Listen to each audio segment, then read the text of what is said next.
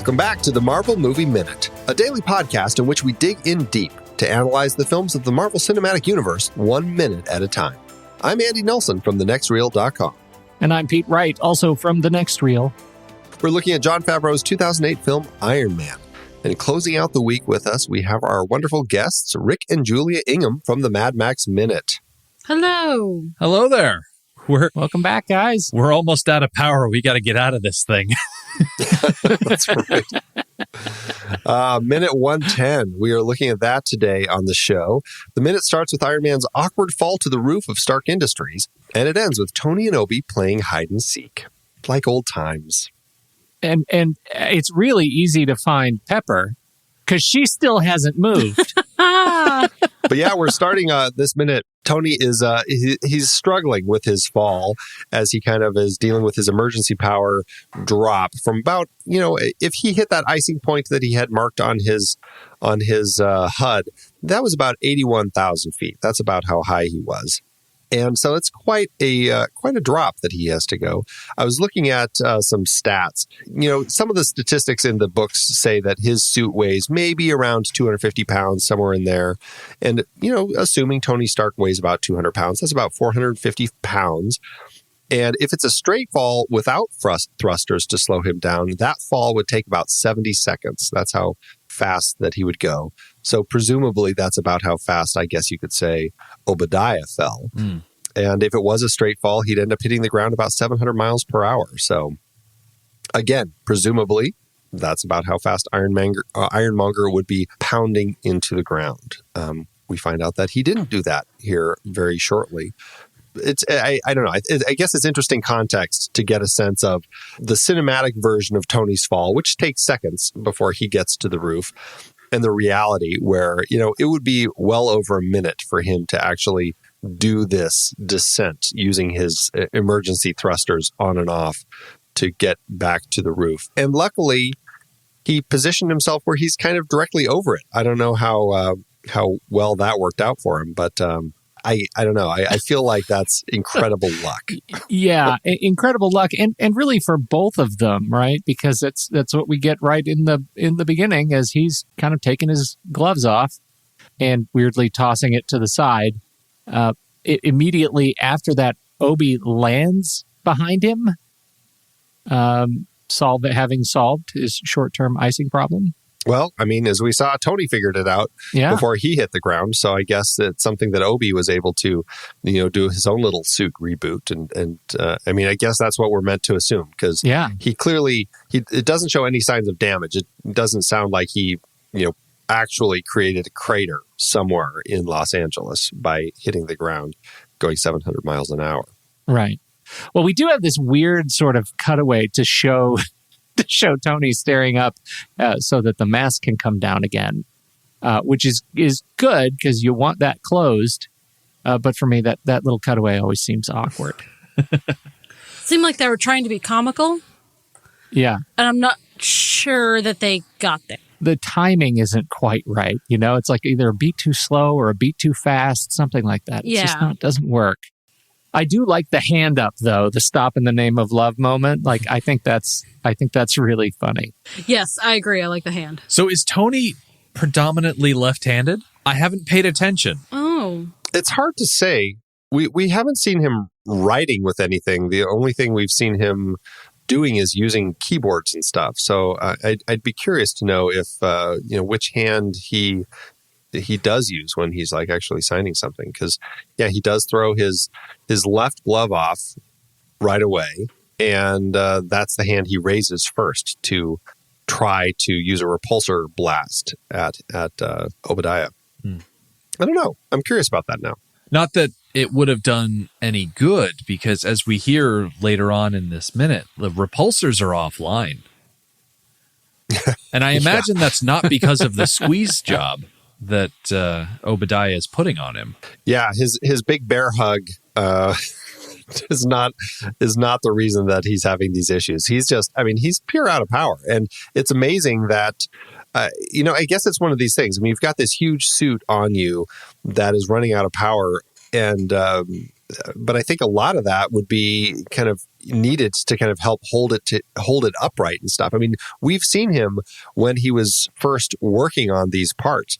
When he is first testing his gauntlet and he raises his arm up, he has to hold it up with his other arm. So all of a sudden, if you have a 250-pound suit that you're inside of and it doesn't have power to kind of move its parts around, I would imagine it's really difficult to do anything in that thing. Not to mention the fact that I have enormous anxiety around getting my fingers pinched in things. So this whole sequence of the squeeze, I'm not keen on it. It looks like there's a lot of pinch risk.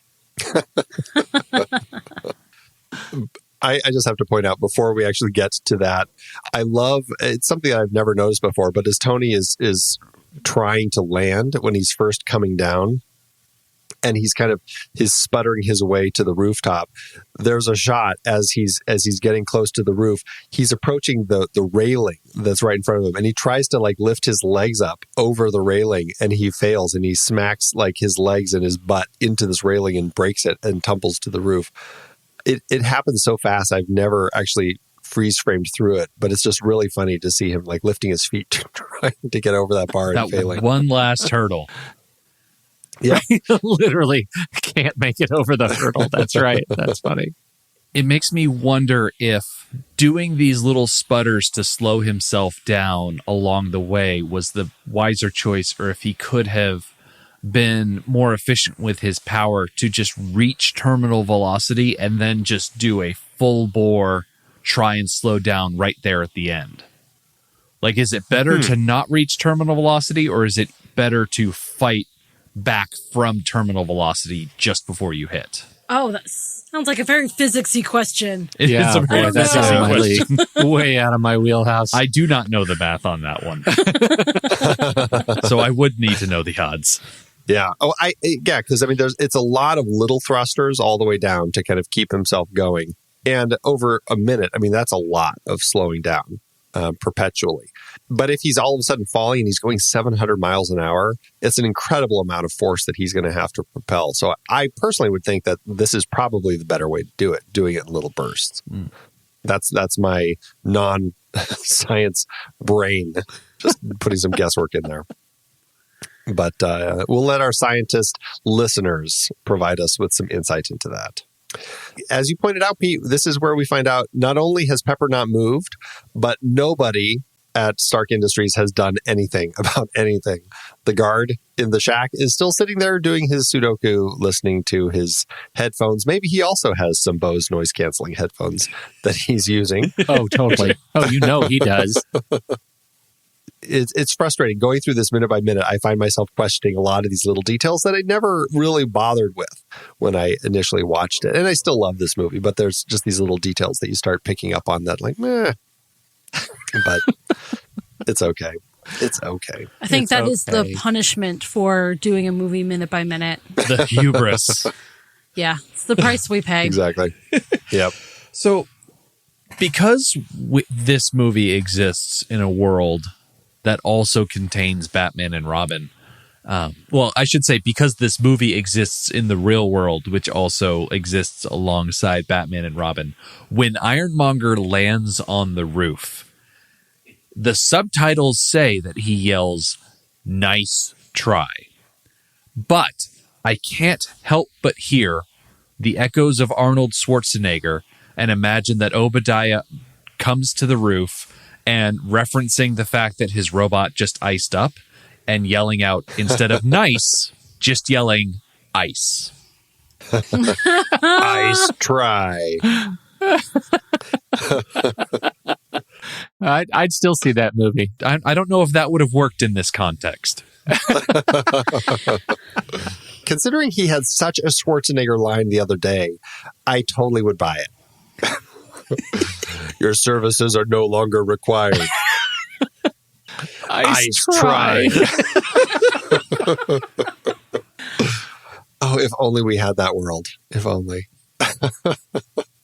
I love it. I want to see that now. And I really would love to see some Schwarzenegger cuts in here with him inside the suit. Just throw some Schwarzenegger lines over Ironmonger as he's fighting him. That's right. So now we've got Schwarzenegger over Ironmonger and Anthony Daniels as Jarvis. I think we're doing a hell of a job recasting this movie. So if anybody is feeling particularly ambitious, you can just take little snippets out of other movies and just insert them, because the great thing about Ironmonger is that when the helmet's closed, we don't see his mouth moving, and you could put in just about everything. Whatever you want.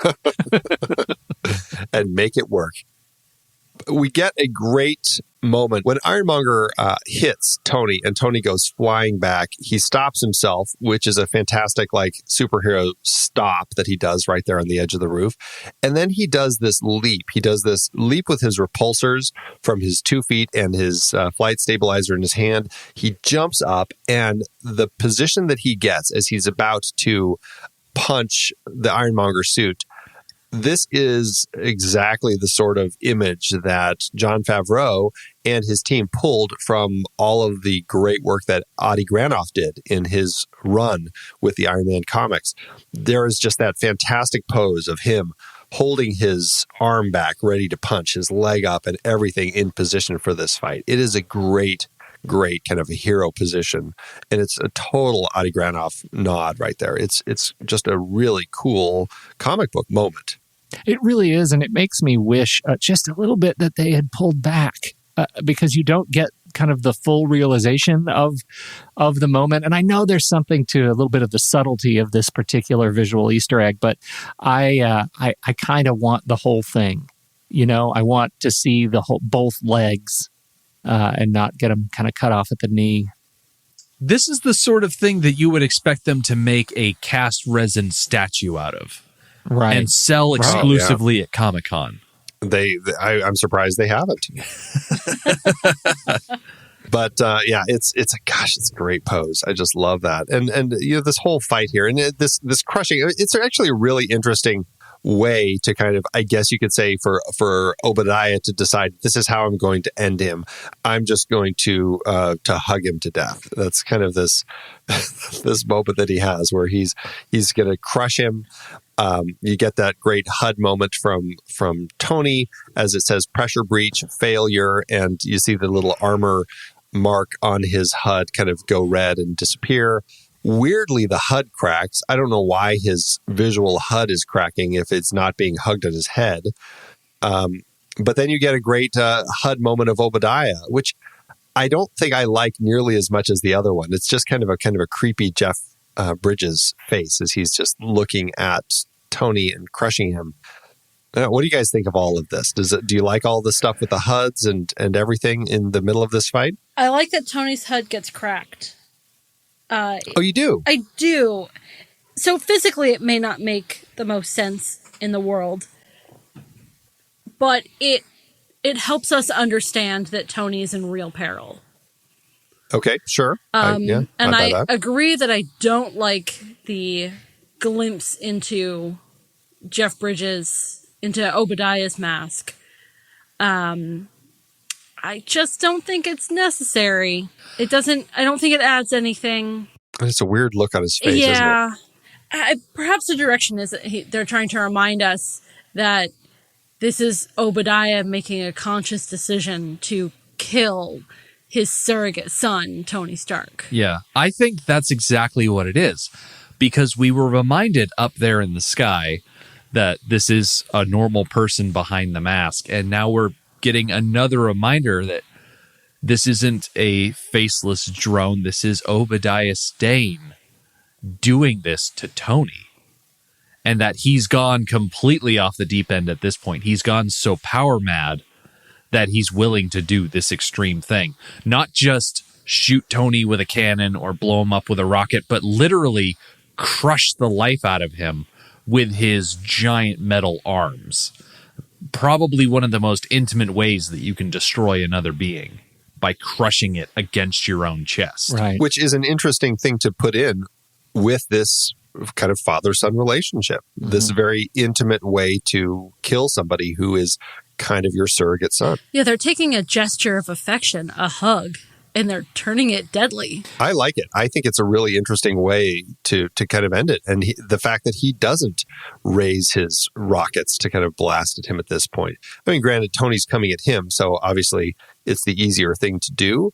But still, there's something that works really effectively in the way that he just kind of grabs him and just kind of starts squeezing.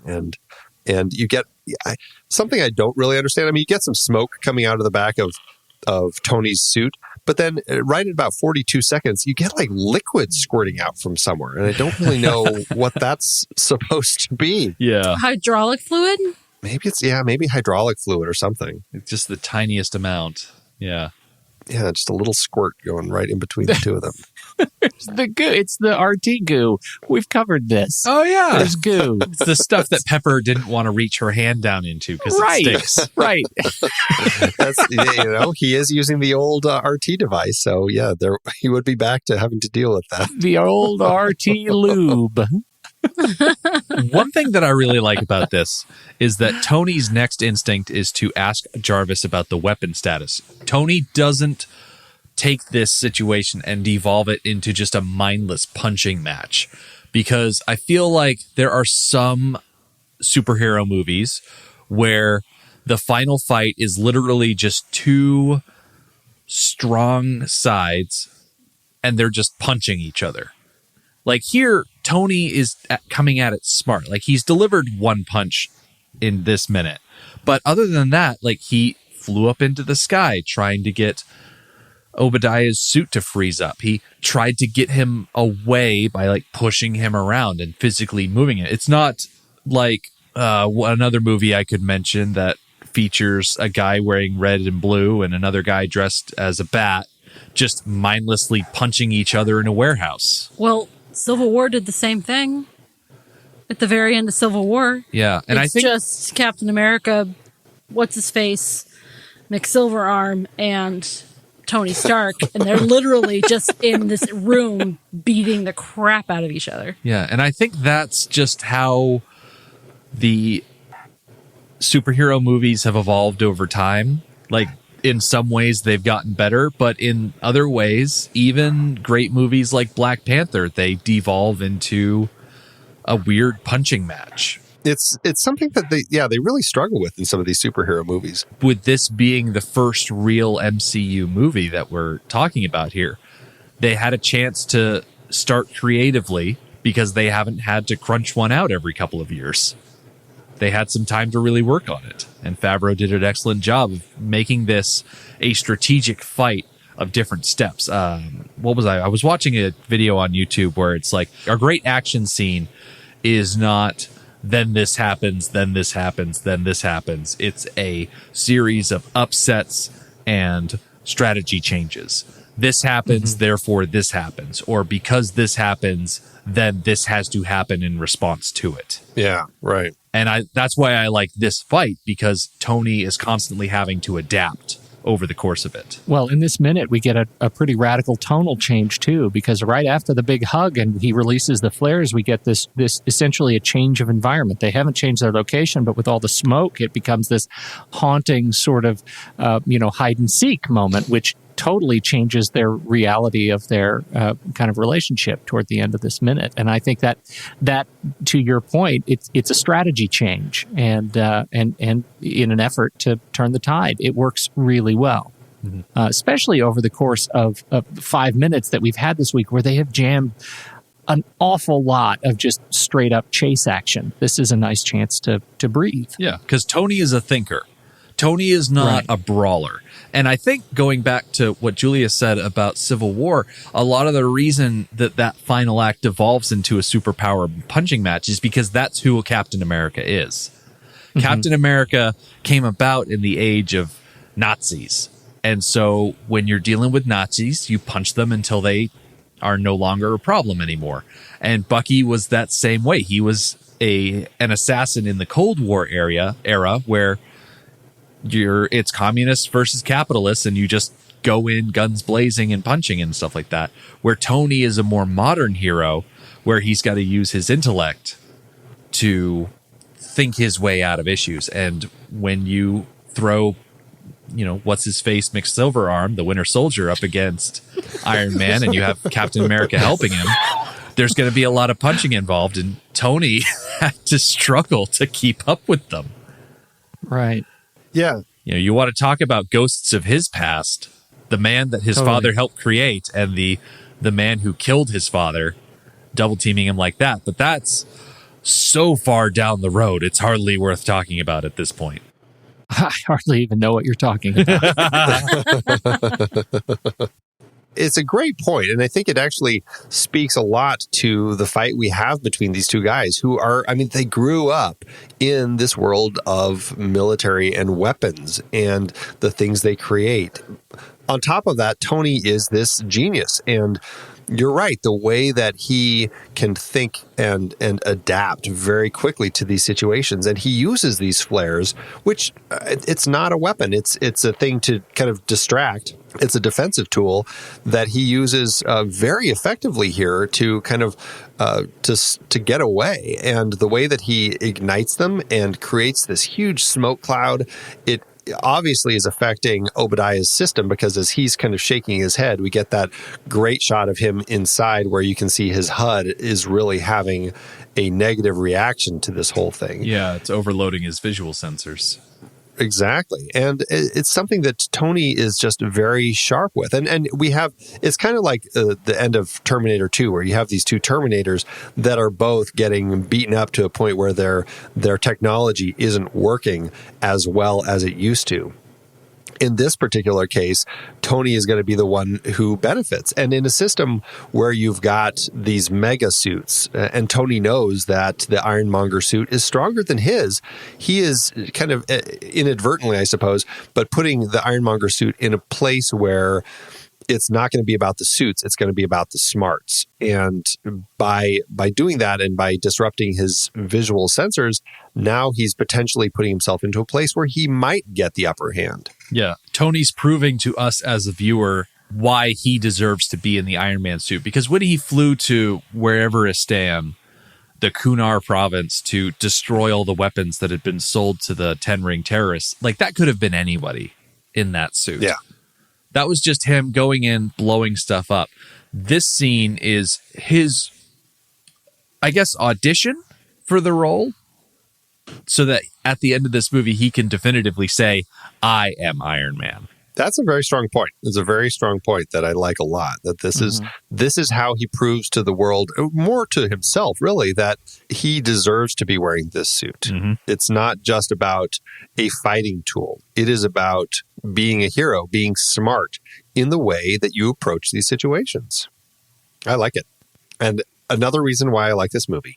Well, and another reason why I'm so glad that they started with such a human character as Tony Stark. You know, even though he was kind of the also ran in the comics, it turns out, I think, that this just further cements how grounded the universe should be to start with such a flawed guy and make him a hero and give us the opportunity to believe.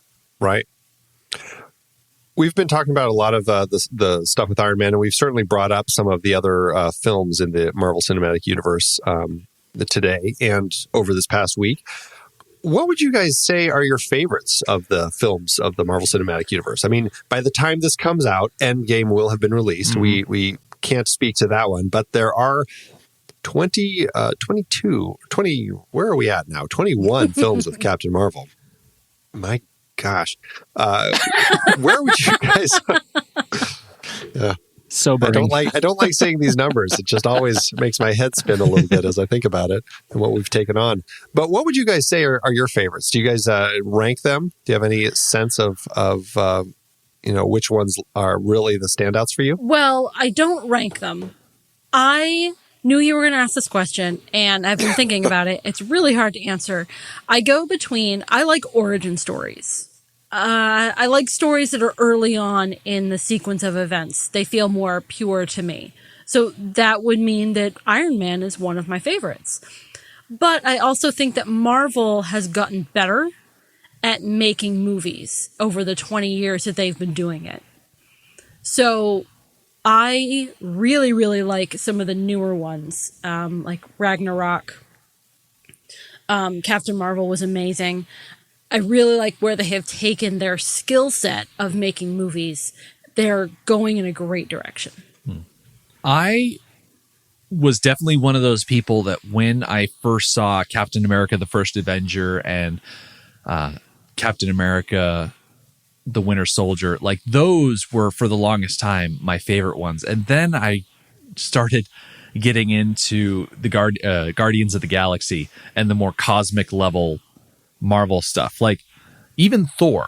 Like Thor is out there in the cosmic realm, and sure, Dark World has its drawbacks, but I really like the character of Thor, and I really like the character of Star-Lord, and how that first Guardians of the Galaxy movie is him finding a new family, and then the second one, he's got all of the stuff to deal with his dad, and I just love those stories, and how Thor starts off over here on Asgard, and then he just kind of creeps his way in the side door into the more cosmic elements of the universe. And so I think the first two Guardians movies, Thor Ragnarok, and also Captain Marvel, because they deal a lot with Kree, and then finally the Avengers Infinity War movie. Those have to be like my favorite 5 of the 20 some odd that have been released so far.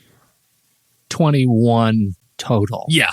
Just so it's out of 21. The top quarter percent. It's so interesting talking to people about this, because it varies so much, and it's I mean, we haven't had anybody put like Thor: The Dark World or The Incredible Hulk up on the top, but it's always varied, and it's something I find really interesting. And I think it speaks well to what they're doing with this whole cinematic universe, is that it's kind of like they're throwing stuff out there where it's like films for everyone, and everyone can find something that they really connect with and identify with. I love it. Like Thor: The Dark World may not be seen as the best Thor movie, and that is valid, but one thing that Thor: The Dark World had was amazing set lighting.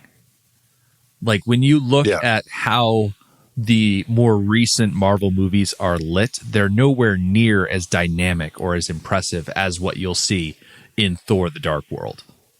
Because there's just the work that goes into it. I don't want to get into it because I'm not a lighting person, but it is something I definitely noticed. Well, and that's one of the things that I think is the most fun about the entire MCU, is to watch it as a work in progress, right? You know, that we can go and watch what they learned about the suits from this movie and see those direct connections to the evolution of the suit in, Infinity War. And to your point about lighting, I mean, some of the lighting effects in this movie, lighting effects where you get the light sort of bouncing off of elements coming out of the chess pieces. One of the shots we didn't talk about specifically this week, in fact, was Ironmonger when he was down on his knee before your favorite Audi and screaming family screech into him, and he looks sideways, and the way his chest light is lighting up the front bumper and kind of the ground is haunting, and just it feels so real and so natural, and those lessons play directly in how they use isolated element lighting and individual character lighting throughout the rest of these movies. You can see it as such a family of tools and techniques that they're building. It's incredible expertise. They're doing a lot of really nice stuff all through it. And I need to look back at Thor: The Dark World now to really kind of check on those visuals, because I can't quite recall a lot of them. What, for whatever reason, is stuck in my mind is just the shoe kind of falling through the endless loop right now through the little things. I don't know why that's the thing that I'm thinking about with Thor: The Dark World, but who knows? Regardless, it's a fun movie still. And I think that speaks well to the MCU, even when you're looking at some of the films that aren't, quote, the best of them. Yeah. They're still just incredibly entertaining movies. Very fun stuff to watch. Yeah. Even if you're not watching the best of what the MCU has to offer, at least you're not watching a DC Cinematic Universe film. And that was me firing the shots. He says this before Shazam comes out, folks. Yeah, right. Before Shazam comes out. Well, it's been a great week talking with you guys. Thanks so much for joining us this week. Yeah, thank you for having us. Yeah, it's been a lot of fun. Good excuse to rewatch this movie. I hadn't seen it in a while. Mm-hmm. Well, would you guys like to remind everyone one last time where they can find you out there on the interwebs? Certainly. If you are a big fan of the creative use of flares, then come on over and join us on the Mad Max Minute, where you can hear Andy and Pete talk about their creative use of flares when they guest on our show, the Mad Max Minute, this upcoming July. This is 2019, so if you're listening to this years from now, it's already up. Go listen to it. But if you're listening to this live, you'll have to wait a little bit. But we are on madmaxminute.com. That is our main home on the internet. As I've mentioned all this week, you can subscribe to us on iTunes and Google Play. We're on Twitter and Facebook by searching for Mad Max Minute. And we even have an Instagram. Every time we post a new episode, I post a lovely image of our episode banner for that minute. So whatever social media you're on, unless there's one that I haven't heard of yet or I'm not cool enough to be on, you should be able to find us no problem whatsoever. Check them out, everybody. It is well worth it. Flares in the face, you guys. In the face. And this is 2 movies with flares in the face. I love it. Well, everybody, that is it for today's show. And that's it for closing out the week. Thanks, everybody, for tuning in. Make sure you subscribe to the show for free at marvelmovieminute.com. Join us over in our Discord chat room and follow us on Facebook, Twitter, and Instagram at The Next Reel. And if you like what we do and you want to support us and get some cool stuff, become a patron over at thenextreel.com/Patreon. Until next time, true believers.